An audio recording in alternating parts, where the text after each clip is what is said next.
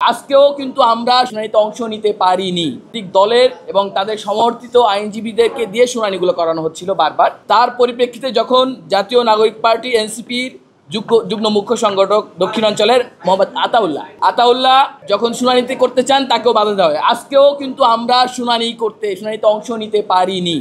আমি আবার বলছি, আজকেও জাতীয় নাগরিক পার্টি এনসিপির যুগ্ম মুখ্য সংগঠক আমি আমার দলের পক্ষ থেকে অথবা আমি একজন নাগরিক হিসেবে আমি একজন আবেদনকারী ছিলাম, আমিও আমার বক্তব্য উপস্থাপন করতে পারিনি। দেখুন, আমরা নির্বাচন কমিশনকে আমাদের সিটির মাধ্যমে যেটা বলতে চেয়েছিলাম, সেটা আমরা আজকে যে শুনানিতে আমরা কিছু কথা বলতে চেয়েছিলাম, সেটা বলার সুযোগ যেহেতু হয়নি, আপনাদের মাধ্যমে বলতে চাই। সংস্কার কমিশন গঠন হয়েছে জুলাই পরবর্তী বাংলাদেশকে পুনর্গঠনের জন্য। সংস্কার কমিশনের যে প্রস্তাবনাগুলো ছিল, সেই প্রস্তাবের মধ্যে আমি যদি বলি, উচ্চ আদালত এবং নিম্ন আদালতকে, উচ্চ আদালতকে বিভাগীয় পর্যায়ে স্থানান্তর করা, বিকেন্দ্রীকরণ করা, জেলা আদালতকে উপজেলা পর্যায়ে বিকেন্দ্রীকরণ, অর্থাৎ ক্ষমতাকে বিকেন্দ্রীকরণের করা, মানে মানুষের সেবাগুলোকে বিকেন্দ্রীকরণের একটা প্রস্তাব সংস্কার কমিশনেরই আছে। এছাড়াও অনেকগুলো আমি সাবমিশন দিয়েছি এখানে।